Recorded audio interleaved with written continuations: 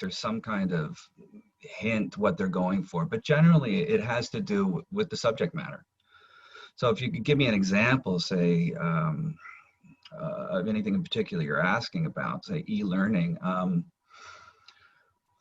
Generally, I will approach an e-learning with that more formal or most formal possible approach to articulation, like really crisp and clean and clear. And the thing about e-learning is often you're going to go at a much slower pace, but they want you to sound conversational and pleasant.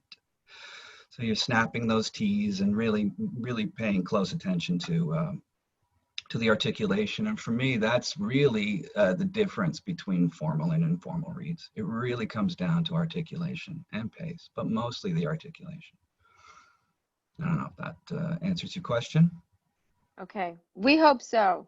Alexis, I hope that clears some stuff up for you. I'm going to keep going down the thing. Let me just throw in one thing. The other thing to consider with e-learning is where the final audio will be played. If it's international, national, the demographic. So is it for young kids?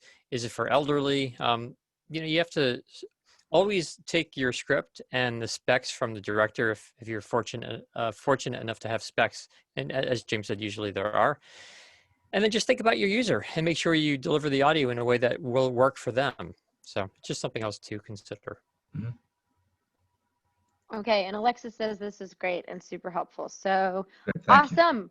Yeah. So from Gwen, when creating a narration demo, which James has directed many of, can you include segments from corporate, e-learning, and documentary on that demo? That's the first question. And then when producing the demo, should you use a promo coach to produce it? Promo coach for a general narration demo? No, promo is promo.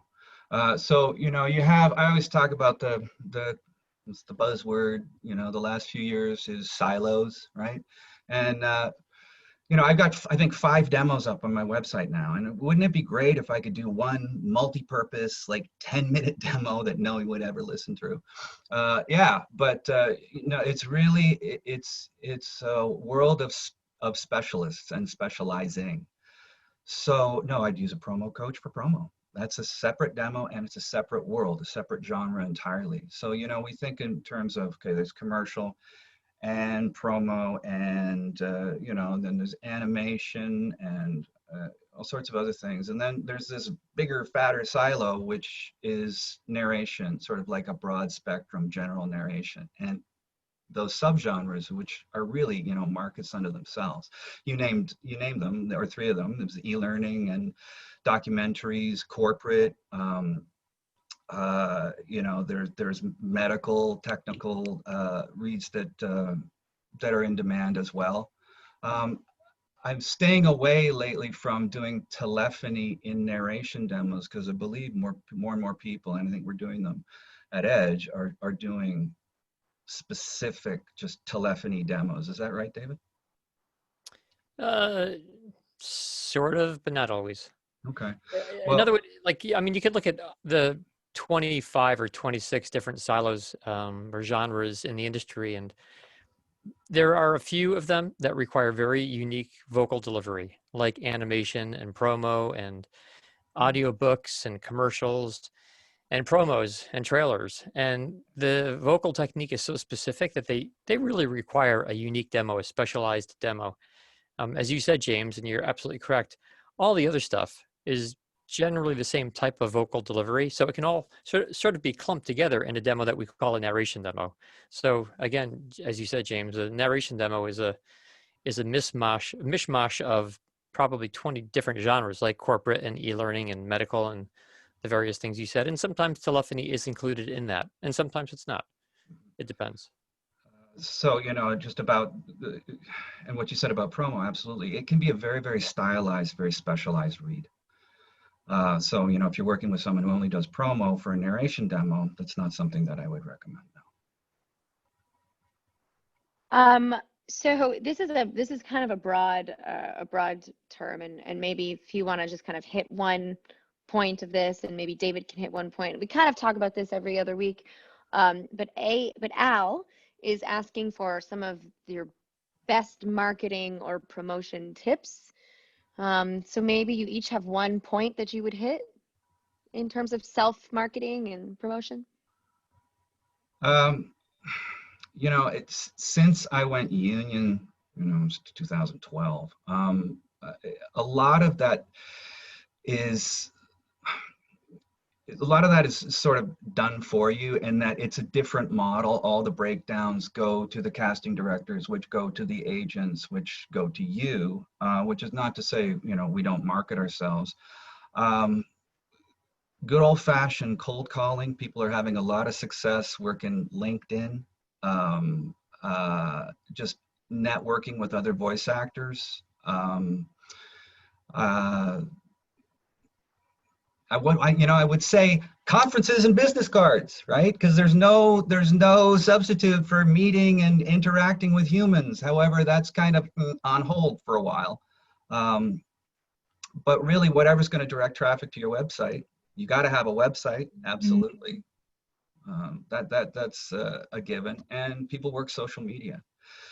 Basically, I'm just listing the things that people, particularly non-union actors that do very well, are what they do. They are self-promotion and marketing machines. And yeah, are you going to say something, Siobhan? No. They're relentless. They're relentless, and it's a never-ending thing, and it's just pounding the digital pavement.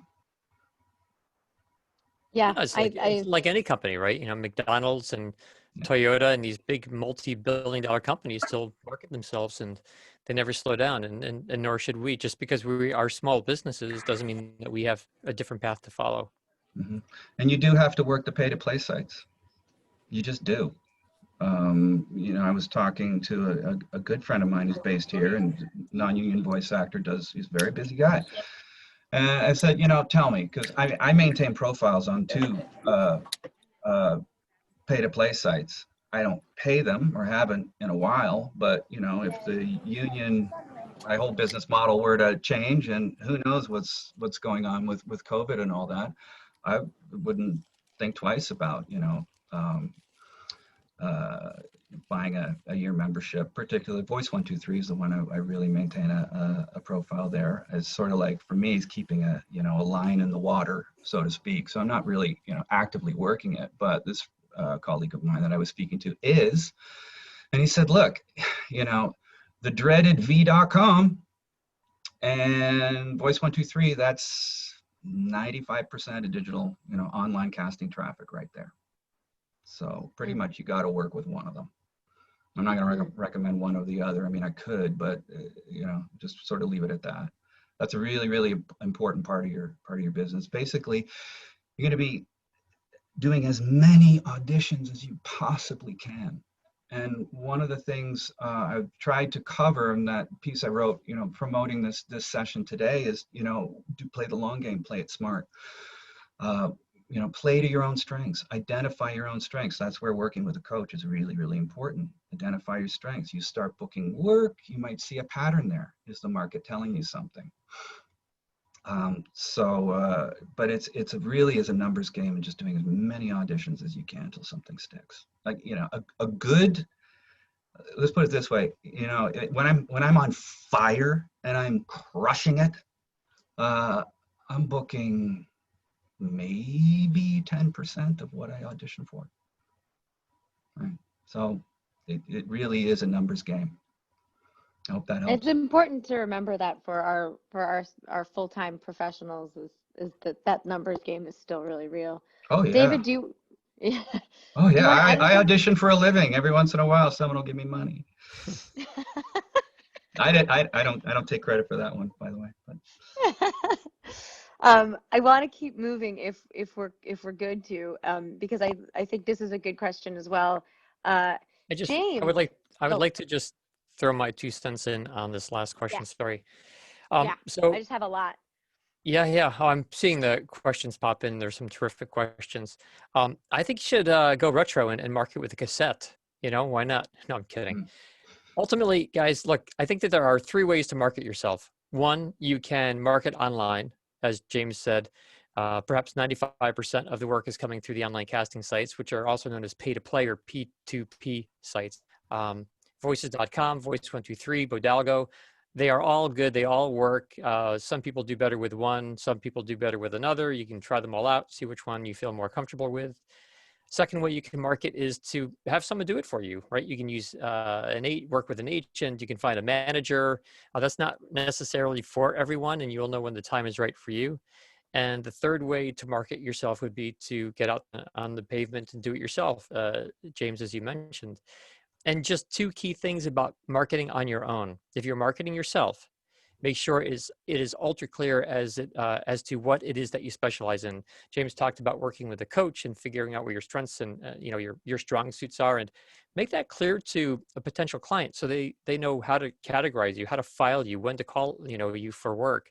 Don't just be a generalist. Specialize in something. Have some branding. The other thing when marketing yourself is to look at every relationship as just that, a relationship. So rather than sending a demo to a potential client saying, hey, I'd like to get work from you. Hey, I'm a voice actor. Hey, please hire me. Discuss with a potential client. Does it make sense to work together? Explore ideas, explore options, toss around some ideas and see if there's a partnership. It's a much nicer way to go about this. So that's my 2 cents. From O'Morris, good question. How challenging are classes, saying VR, I think he means remote, versus in-person sessions? James, I think I would love for you to talk about remote versus in-person sessions. Well, coaching sessions. Yeah. I don't find remote, that's all I do with Edge. I do in-person coaching when it's possible, but not often. And even, in past years, even before I was coaching for Edge, local people, and this guy was out way on the West End. I'm like, look, let's just do Skype because the traffic's terrible. It's absolutely, might even be my preferred method. I don't see any difference. I think that's what your question is. Is there any difference, any obstacles, any hurdles? None whatsoever. And the platforms. Well, and it's more realistic, right? It's more how the industry works. It's more practical to work remotely because that's generally how you will work with a client. Well, that's true too, and especially nowadays. I have right after we finish this, I got a connection test with a studio that normally I would just go to. I've got a booking on Friday, and we're doing a Source Connect test. I know it works. I know theirs works, but everybody seems to want to check and just make sure because you don't want that moment. But yeah, maybe we'll talk about that later. It'll be there will be a question about it, Source Connect and your home studio. But yeah, everything I'm doing now is either virtual, Zoom, pick your platform, Source Connect. But I'm here in my little cave, my basement cave, like Gollum.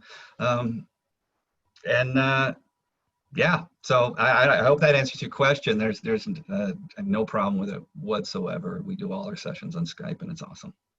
We don't want you to feel discouraged because of this part of 2020 and being remote. We at Edge are very comfortable in our remote zones. And speaking of remote zones, Nicole is wondering, James, if you have go-to practice exercises as a voice actor. If there's, is there a warm-up you do every day? Kind of do anything like that?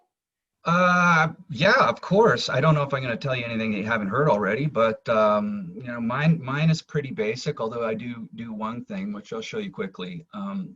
But it starts with hydration. So if you got a booking, you're going to do a bunch of auditions that day. Even before the coffee, I would drink a liter of water. Your system's got to be hydrated. Otherwise, you're going to get clicky and you're going to get all that mouth noise. So there are ways around that. Water isn't one of them. So I make sure I'm really well hydrated. And if I'm going to be in the booth for a while, I'll have a piece of fruit. So people swear by green apples. Also, here's a little product push, Biotin. It's great stuff. It's available at the pharmacy. It's really developed for people who, have medical conditions or, chronic dry mouth due to medications and so forth, but works great for us. So hydration, good old-fashioned tongue twisters, rubber baby buggy bumpers. That's one of my favorites. Another one, the sixth sheep sick. That one's murder. Facial stretches. Ooh, ah, ooh, ah, ooh. Stretch it as far, contract. It's really, you're warming up the muscles. These are muscles. Your articulators are muscles. Get the blood flowing. If you're a singer, those warm-ups work great. Anything that's going to get the blood flowing again and get the articulators all limbered up. And the last thing I do, and I'll take my glasses off. I'll make this quick. It's called a masseter massage. And you take, this is your masseter muscle. So now this is my speech pathology geek talking, but it's really, really useful. And it's developed for people who have, what's called spasmodic dysphonia, and it's just tension, and we all have it. Tension in the jaw, we get TMJ, we get neck pain. It's incredible the amount of tension that you manifest in here, and that can affect your performance as a voice actor big time. So what I do is, this is a really powerful muscle, and you can feel where the main belly of it is right here. It's about an inch in front of your ear. You take the bony process of your wrist and you just dig in and you do circles forward and back. And I'll cut it short because you got to do that for 2-3 minutes, but once you've done that, you'll notice a big, big difference. It's really wonderful. So that is my routine. That's basically all the warm-ups that I will do. Takes 5-10 minutes. That was my favorite part of the day just now. I was like, oh, it's so good. Do it at home. Come on, everyone, try it. It is fantastic, but you got to get it's not going to feel that great all the time. It'd be sensitive, it might be tender. You really got to dig in at the hinge and limber up that muscle. You'll be amazed. I am recording, so we will have this forever, which is just glorious. We love it. Okay, that's awesome and super helpful. I think it's easy as a voice actor to kind of forget. I think this happens for actors too. We're not like dancers have to work. They have to warm up, or they will injure themselves. Mm-hmm. We can also injure ourselves, but it can be a much more gradual thing that we don't notice after a day of vocal strain. Right. So this is stuff to really think about. And thanks so much, James. Yeah. We actually do have SLP questions coming up, but I'm going to get to, okay, so cool. So thank you, Nicole. I'm glad you asked that question. Oh, this is maybe a quicker question, James. Adrienne, maybe, is asking if you announce your takes when you're auditioning. So if you're doing 3 in a row, okay, great. Okay. No. Nope. Look and see if there are specific instructions. I just had one yesterday, which was sometimes they want your name, your agency, if you have one, the role you're auditioning for. It can be VO, it can be a character. If they want that, give it to them. But generally, if you're doing multiple takes, which you should be, 2, I always do 2. You don't go take 1, take 2, because it's obvious. They're playing the MP3, they can see it's not over. Perfect. We love a short answer question. And a slate. If there are any questions about slates, I'll just do a sort of a preemptive. They come up all the time, and people overthink this. I have 2 slates. One, how you introduce yourself. Polite company. Hi. You don't say hi, but for me, it's 2 slates. 1, James Andrews with a smile. And if it's more serious subject matter, like I'm doing a PSA for cancer research, I'm not going to be all chipper, but it's just more conservative, James Andrews. And that's it. That's it. And unless they ask for something else, or like the slate at the end, if there aren't specific instructions, that should be your default. Good. I'm going to answer Tony really quickly. Are the costs different for different types of demos, like commercial and narration? No, not at Edge Studio. I can't speak for other places. But this is great. Beth, she read your bio, and she is also an SLP getting ready to record first demo with Awesome. You're Danielle. the first one I've ever met. I thought I was a unicorn. I'm not a unicorn anymore. That's right. You kind of lost your special glitter powers. Eh, Um, her initial focus is on, so she's doing her narration demo. She's mhm. asking, does your speech path background help you with client credit or help you to get bookings? How do you, if you do, use your background to augment your VO career? So maybe, James, can you tell us a little bit about what she's talking about for people who don't know what the Okay, speech path? so yeah, I mean, training to be a speech pathologist, you learn a lot about linguistics, phonetics, brain science, but the stuff that I found that I've used over and over and over again that I've found really, really valuable is the knowledge of phonetics and anatomy and physiology. And that's accessible to anybody. I would encourage you to know your instrument. But specifically in answer to the question, yeah, those are the two areas.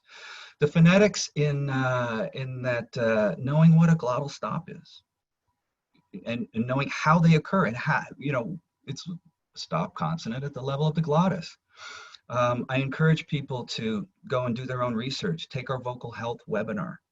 I do a webinar on phonetics for voice actors called Speaking Like a Pro, and it was in February. I think it's going to run again in November. I think you might find that helpful. Yeah, that's basically it. Knowing what a phoneme is. What's a phoneme? It's an individual unit of sound. A glottal stop is one of those. We have to know as voice actors where the glottal stops occur, whether are we going really formal? Are we going to choose an alternative in articulation? Are we going to leave that glottal stop in because it's very conversational? Those are decisions that we have to make. And and just specifically to the question, as a speech path, you're going to have a real advantage there.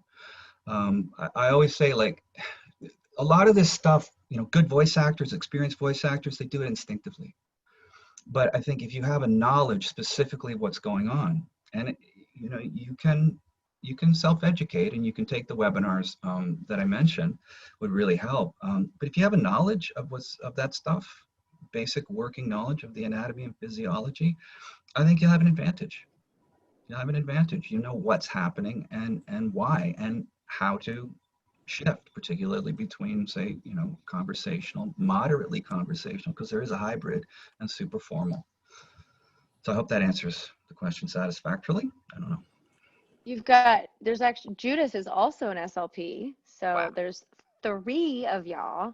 And Adrian, who is asking, is saying that their agent sends them mostly animation, sometimes straight commercial, and they did book an animation recurring role. That's awesome. Awesome. Should they request that that the agent sends other kinds of things? Or, I mean, do you do that because of your background, or? Do I request certain types of auditions? No. I do animation. I mean, I mainly started as a TV commercial guy. And if you read the piece that went with the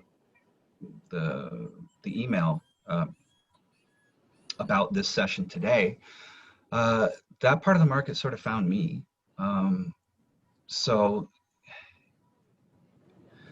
let me see. Resist the temptation to be all things to everybody. If you're booking animation and you're booking commercial and you're getting established in other genres, that's great. Do I ask my agent? No.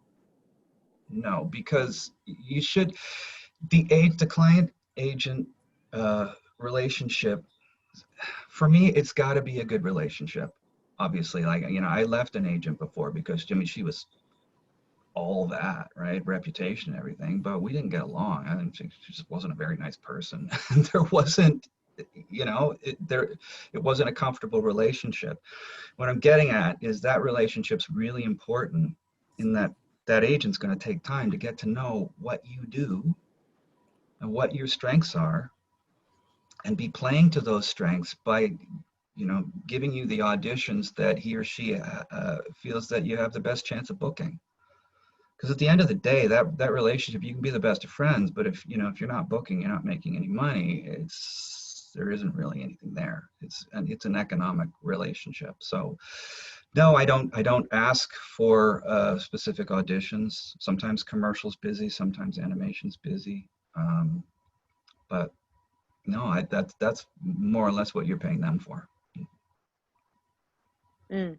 And yeah, I think there's a lot of good, yeah, so much good stuff in there. Thank you, thank you. So And then, okay, we love all of this. Tom is asking, what part of the process do many voice actors, particularly the new folks, tend to misunderstand or get wrong? Good question. I'm kind of wondering what you mean by process. That they get wrong. Well, you know what I'm noticing lately, and I'm hoping this is answering the question. I notice a lot of people struggling with breath control and air support, and it's a cornerstone, and everything stems from that. I'll tell you a quick story. The first time I went to do I'd never done this before. Voice 101. It was a studio downtown called Pirate. They used to have a voice education thing. So, I, like you, did the investigate voiceover, right? And there's 8 or 9 other people there. And a great coach who's become a colleague and a friend, and an engineer in a professional studio. And it was my turn on the other side of the glass, like a zoo animal. And everybody watching, and I was like, I gotta crush this. And she gave me a beer commercial. And I'll never forget, I got about 5 words in, and sort of like your lightning auditions, David, it was like, stop. What are you doing? And what I was doing is, here's a microphone, breathing off the mic, because I thought I somehow had to finesse or otherwise disguise my breathing. And I've actually been noticing this a lot lately, is people feel like they have to do that. No, make all kinds of noise. Take the time you need to get the air you need, because as I said, everything. You can have the best commercial reads in the world, conversational reads, the gold standard. You can be awesome, great instincts, tons of natural ability. If you don't have that basic technique down, it's going to detract from your reads considerably. And that's an understatement. So I always encourage people, take the time you need to get the air you need, and mark your breath points on your script. You can't do that if you're doing audiobooks and 200 pages, but for most stuff you can. I hope that's helpful. That's a really good, I mean, I know for me, I suffer from what Johnny Heller thinks this is like. He's like, maybe generational. I have a vocal fry situation. Mm-hmm. And people relate. Yes, I see you, Mary, because Mary has it too. And there's some breathing that we younger folks ought to do more. And marking it is a great way to consider to do that. Yeah. You definitely need that air support. And just quickly, the other thing that I do notice is the difference between formal and informal reads. And particularly, like, that's not necessarily so difficult if you're going to go, super formal, or you're just going to go as conversational as possible. It's that middle ground in where most of it lies, which is, remember, it's not conversation, it's conversational. So I'll give you one, finishing your sentences with intention. Natural conversational tendency is to speed up and trail off. You want to do the opposite. You want to get to that final consonant in the end of that sentence and aspirate that consonant. So if that's a T, you let it go. If it's an M, you don't want to phonate after and create another syllable, but you definitely want to, like in URLs, blah, blah, blah, .com. I'm releasing it. Can't really notice maybe necessarily on Zoom, but when you're on a microphone, it can make a huge difference. So you don't eat that final consonant, release it, and slow down at the end of sentences and finish with intent. Hope that helps. Okay, I'm cruising along. Thanks everyone for asking such thoughtful questions. How do you set yourself? Okay, so this is kind of along the same place from Art. Artyom is asking, when you're going for a specific tone for narration, how, like, you know, for example, corporate or e-learning, how do you set that tone for yourself and maintain it for the duration of the text? Are you are you acting during your entire delivery? Well, what do you call acting? Right? There's acting and then there's acting. There's doing it right and there's maybe not so much. The art is acting, but what did Olivier say? Never let them catch you acting, dear boy. But to hopefully give you a more useful answer, I do it with a number of techniques. The most important thing for me is finding a focus. First of all, do your work, break down the script, look for observations, look for the theme to make observations that other voice actors are going to miss. You're looking for themes, you're looking for ways to personalize the material. You know, even the most on the surface mundane stuff. You want to look for subtext. You want to somehow connect to that material. And there's usually a way to do it. Personal focus is something I use all the time. Got a rotating cast of characters. Characters being real people. Family and friends. I've been using the same bunch for years. They don't know. They don't have to know. But I'll pick someone and I'll speak to that person with that person in mind. And it really does come down to visualization and practicing doing that. This is an art. It's an art form. A lot of it is the visualization and the feel. So how do you get in that tone and stay with that tone? That's basically how I do it. But I spend more time than you might think breaking down scripts, and just looking to make those observations and being as familiar with the material as possible and personalizing it when possible. Emotional memories, it's all going to keep you. It's going to keep you grounded in the material to the point where what you're doing is honest, and you're not expending mental effort. I'll give you an example of the conversational read. One mistake people do make, especially when they're new, is think about what conversation sounds like, because we all know what it sounds like, and try and do a read the way you think it should sound, or worse, the way you think they think it should sound, or trying to give them what you think they want. No. If you find a way to personalize the material and connect with it, and it doesn't have to be some profound experience, just do that due diligence, then you're going to give an authentic audition, and you're going to just like Mom said, be yourself. Be yourself. They're going to pay you for you. There's only one you. They'll pay you for you. They'll pay you for that authenticity. And everybody's got a really delicate built-in, what I call BS detector, and they can tell. They can tell. People are very sophisticated listeners and consumers of media. So authenticity, this is what I love. Authenticity is a service we provide. And that's the way to it.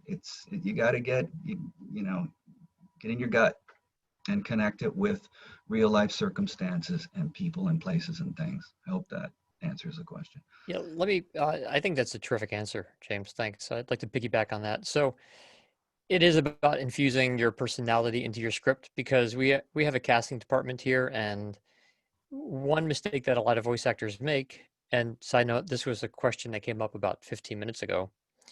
Voice actors tend to be so focused on following the directive, the request from the potential client, that they no longer sound themselves. They no longer infuse their own personality, and they sound unnatural. So trust your voice, trust your personality, and let your personality shine through. And a way to do that, which also helps you stay in character from the outset of the script all the way through that final consonant, is to use little colloquialisms throughout your delivery. Oh, yeah. You can add you knows and heys and whatever, and just add little words. Anytime you think you're losing your energy, anytime you think you're varying from the request of the client, or your volume is dropping, your character is lost, just add a little colloquialism, and then you just go back and you delete those, and then you send off your, the edited file to your client. And it's amazing what that can do. If you want a quick exercise, a homework exercise, take a script, even just a short commercial, like a 30-second commercial, and record it once straight through, then record it again with colloquialisms throughout. You just ad lib your way throughout the script, and then delete the ad libs, and then listen back to the first version and compare it to the second version. And you'll hear that the second version will sound, more than likely, it will sound significantly better, more natural. You'll hear your personality in that delivery. That's a game-changing technique. I'm really glad you mentioned that. I do that all the time. Off the top, that person you might be thinking of, address them by name. If they have a nickname, call them that. Sometimes I'll just go, dude, or, and start reading. It gets you right in that conversational mode right away. Yes. David, you're right. I'll put in ad libs throughout a script when I'm working it up. Play with the lines. Throw in those ad libs, play with the line until there's that inner feeling, that inner voice that goes, yeah, that's good. Trust that. And then, as David said, you can either edit them out or just take them out and do another take. But that doing one with ad libs and one without, and then comparing them, fantastic advice. I like to say, find it, feel it, trust it. And it is about trusting it and trusting those instincts. Find it, feel it, trust it.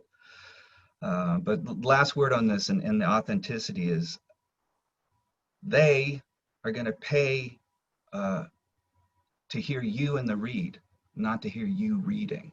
Big difference. Big difference. Well said. Throwing down some noteworthy wisdoms Yeah. in this session today. Dang, I think it's so interesting.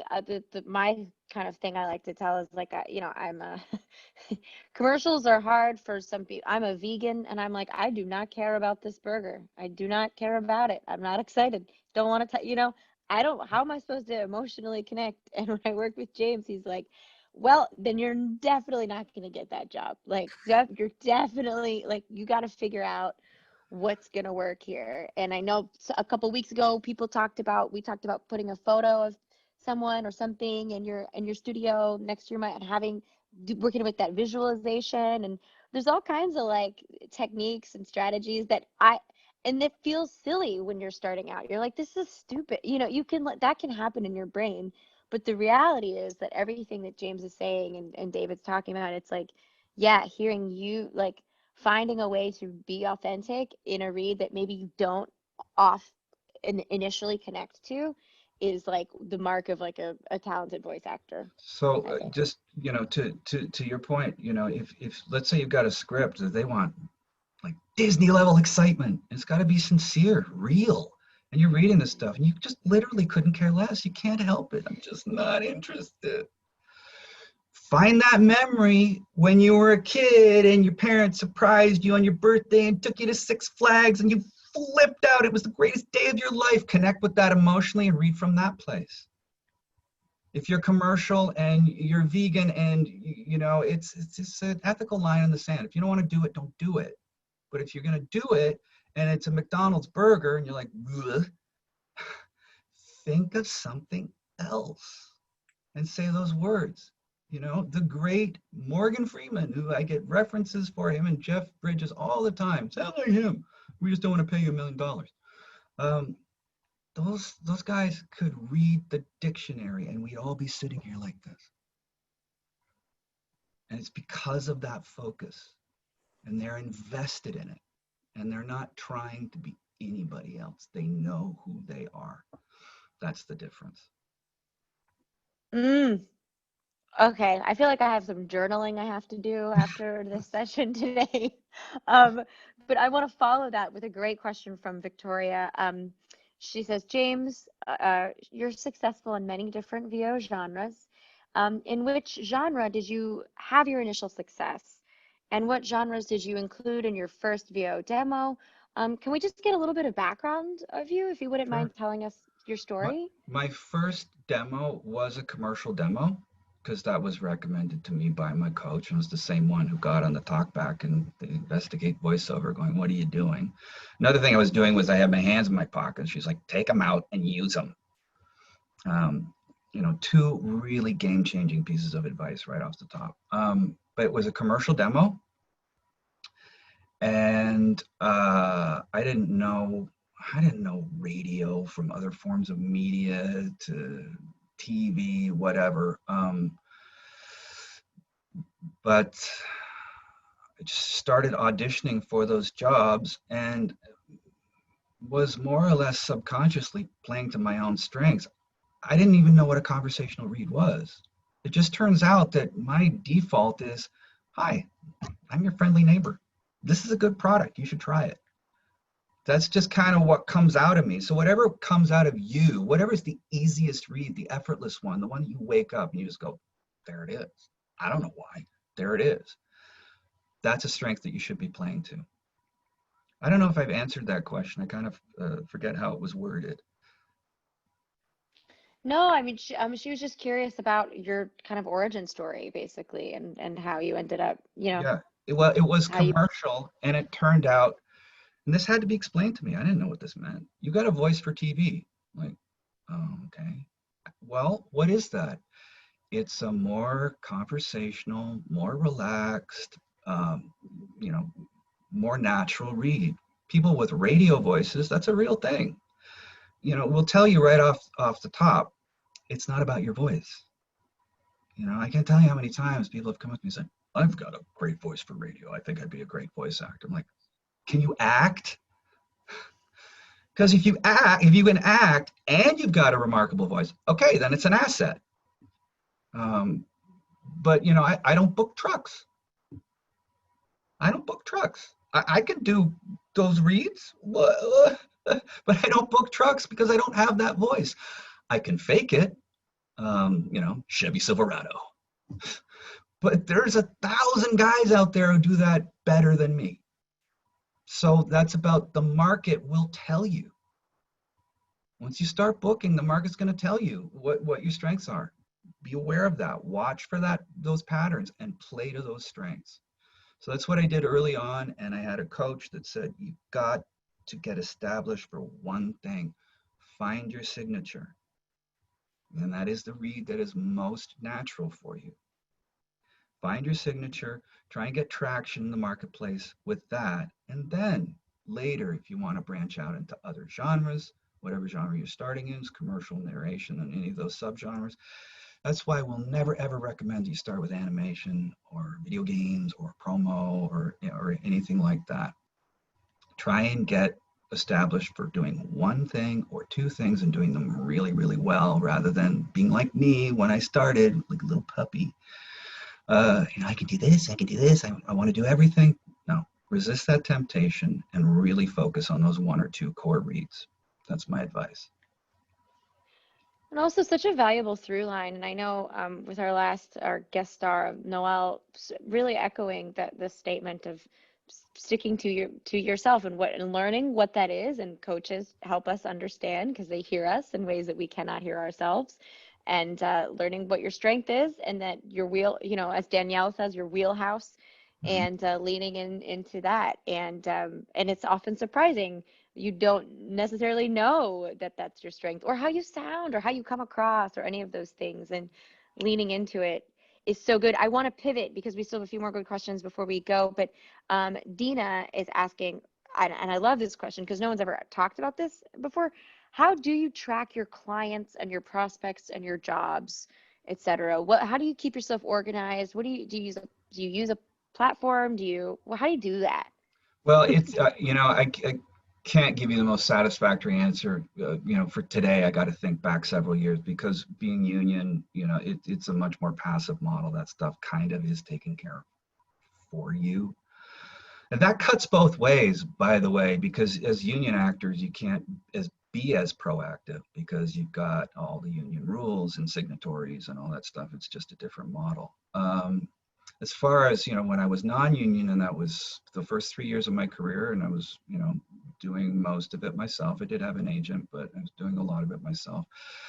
What was the question? Keeping track of clients? I just And had prospective jobs. And did you have a way that you organized yourself? let's see. I kept track of everything that I booked, meticulous records. I kept absolutely everything I ever recorded. I still have things, auditions from 10 years ago on hard drives. Never throw out anything, ever. I've had clients come back to me years later and go, do you still have that? Like, yep. I love you for it.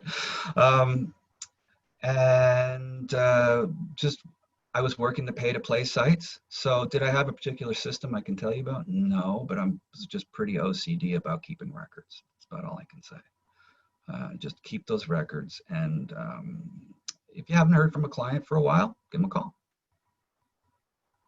Yeah. Couple of Shoot, add-ins okay. there, if I may. So as James said, yeah, save everything. And in addition to that, guys, write down the equipment that you use on any job, the microphone that you use, and so on. Because if a client does come back a year later or 5 years later and wants you to re-record a portion of the script, it's super helpful if you have the same microphone. And to boot, when you upgrade your microphone, if that ever happens, save your old microphones. Don't sell them. Keep it around. Yeah. It is much easier to re-record a portion of a script down the road if you have the same microphone. Write down any EQ levels you may have used or any unique processing as well. And when you save your files, save them in such a way that you can find them. In other words, think to yourself, well, okay, if I was searching for this file, what would I search under? I'll give you one example.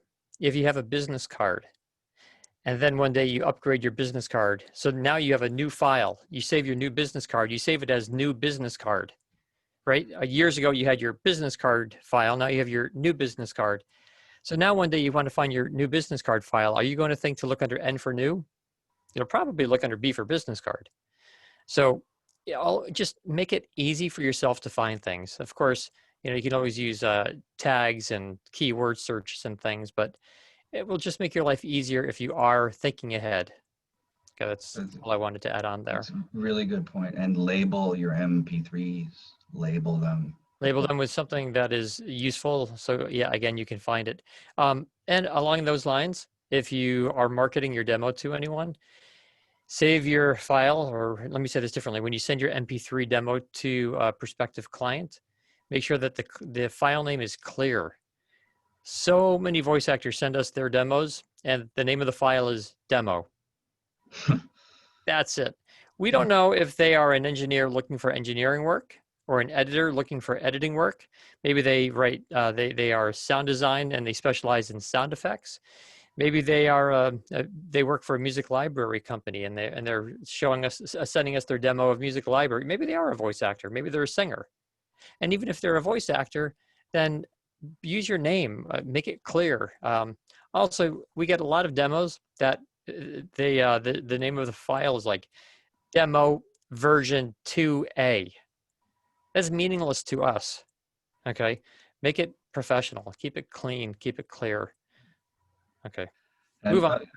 sorry, I know we've got only a few minutes left, but if there's a preference, if the client's saying please label, or the auditions label files this way, it could be first name, last name, underscore, character, project, whatever, or it could be last name, first name, or it could be project first, underscore, first name, underscore, last name. Do it exactly the way they ask you to do it, because there's a reason, and it's their filing system. And they don't want, if they have to go and rename your MP3, guess what? Strike one. Seriously, it's really, these little things are important. We're in such a cutthroat world. I want to ask one last question from Robert. Hey, Robert, I see you with your cool background. Yes, hi, my friend. Robert is saying, how much, if any, do VO acting skills differ from theater or film acting skills? And if that is the case, James, what specific traps should we watch out for when making the transition or when doing VO as opposed to stage or film? I always say I work with a lot of people who are, on-camera actors, or have stage theater experience. I wouldn't say there are any real caveats to stay away from. You're going to develop mic technique, obviously, and working with the gear at home and becoming better at engineering those files. But basically, what I want you to do is don't look for differences, look for similarities. So look for similarities, because that character breakdown training that you may have, those core techniques that you learned, it's all acting. The ones that run into trouble, and I'm thinking about one friend in particular who's pretty successful on-camera actor. She's done a lot of stuff, and I was coaching her with commercial reads, several years ago, and it just wasn't happening. And there was a disconnect there. Well, this is voice, so it's kind of different. Like, oh, no, it isn't. It's all acting. So look for the similarities, because you'll find the fundamental techniques are the same. I would just caution anyone who has a stage acting background to remember that you are not on stage. You're not projecting your voice to numerous people at once. There's no row Z that you need to get your voice out to. This is more like film acting. It's much more natural. So I mean, about mic technique, but that's Exactly. that's a really good point. It's a good point. The other thing that I feel like I've noticed coming from being a theater person to voiceover is that when you are reading, when we're on stage and we're off book, we're memorized, our breath support comes from a different place because the text is all internalized. We know what's happening.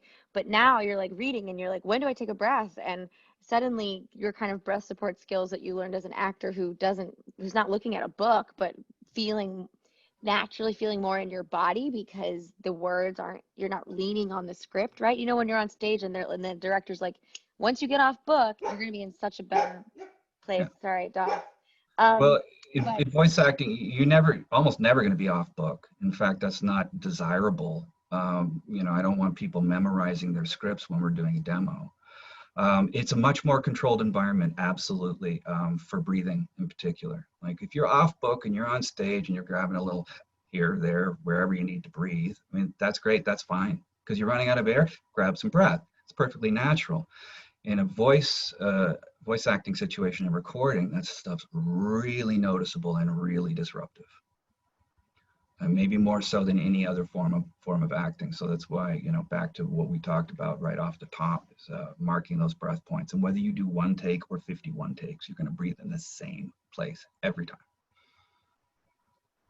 Oh, I think that's such a good place to land on one take or 51 takes. Y'all, this is wonderful. This hour flew by for me really personally. fast. It was really fast. Also, I just enjoyed James' presence so much. Oh, and there's a comment that this was Judith's favorite one, James. No, So thanks for being so I really hope special. that helps some people. I feel like there's probably a lot of ground we didn't cover, a lot of questions we didn't get to, but I really hope some of this helped. I do. There's so much, but as you all know, these sessions we offer free to the community. It's also James donating his time and just being a loving, kind person that he is. You all are lights in my life. If you will, as we like to do, drop your socials in the chat so that we can follow each other. If this is your first time and you're not with us, I am the social media person. So on Twitter, we are simply Edge Studio. On Instagram, we are Edge Studio VO. I will make sure I am following you. I will do a follow Friday where I share y'all's stuff. James is back on Twitter, aren't you, James? Are you back on Twitter? No. Okay. James is not really. You know what? Just like you go on my website. There's a social media, and I got to work social media and everything too. But I kind of shut it down the last few months, and I'm on the fence here. It's too hard right now with COVID and the election coming. It's kind of unbearable. Okay, but see, that's why we. But I will be because it's important. We need it. We promote positive voice acting on your socials and not, all the other things that make us sad. So, But yes, we do agree. Protect yourselves as you need to protect yourselves. We've gotten into that. But if you drop your stuff in the chat, I will be sure to be following you. Um, as always, you know, we are just super grateful that you're here with us, and we do have, of course, your $25 off of private coaching, which you can book with James. Here is your link. The code is AMA. You can also call or talk to your education advisor if you're already with us. If this is your first time with us, that's a great, sweet little discount for being with us today. Anything, David? Any last words? No, Of just well, yes, a farewell? huge shout out to everyone. James, thanks for joining us. Siobhan, thanks as Pleasure. always. Everyone on the call, thank you.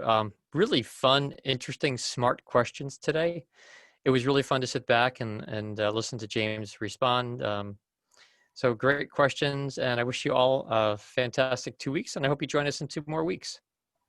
Yes, please come back in 2 more weeks, because you know time flies. Oh, I will have had a birthday. I will see you 2 days after my birthday, Oh, which is October 8th. And someone else might have just had a birthday whose name is David Goldberg. So birthday season in the house. So happy belated to David, actually, while Thank we're you. here. Yes, both of us okay, full birthdays. disclosure, mine was yesterday. I win. Oh, Oh, happy True birthday, James. story. Yeah, 29. okay. Oh my gosh, I can't believe James turned 29. You guys, Yeah, it's yeah, yeah, yeah. so fun. It's Uh, really, yes. So 2 weeks from few Thursday, times. meaning we will celebrate all of these birthdays on October 8th will be our next session. Well into the autumn we are, and yes, it's you'll follow the links if you're on our newsletter, but also on social media. I will be posting it as I always do. I will be posting this recording as I always do. Our Edge Studio YouTube channel is where you can find all of our beautiful coaches telling their stories and sharing time with you. Thanks for making another week, you know, of not many people in my life feeling a little more social and friendly and kind, and we appreciate you. And James, thanks for giving us your time today. What a Later. wonderful space we got to be in. That was, yeah, that was really, you guys asked great. You really utilized his brain, and I'm so proud. Yeah, Someone has to. I don't. and yeah, happy belated to David. And hey, y'all, last thing, if you're this kind of person in the chat, at the ellipses at the very bottom right hand corner, when you click that, you can save the chat for yourselves. When I post the recording, I will not be the chat doesn't, it just doesn't go. So if you need the chat for any reason, do it now. Love the genre focus. Me too, Kristen. Thank you all again. I'm sorry if I missed you. I'll get you next time. Ping me and be like, Siobhan, you skipped me. I don't mean to do that. I care about you very much. Thank you all, and see you next time. It'll be on YouTube, Tony. Mwah. Big hugs, big Thank Bye, you. visual everyone. hugs. Bye. Bye-bye. Bye. Wait, am I late? You missed it, Jasper. It'll be posted. We're going to share it. Oh Bye, my y'all. goodness. Oh man.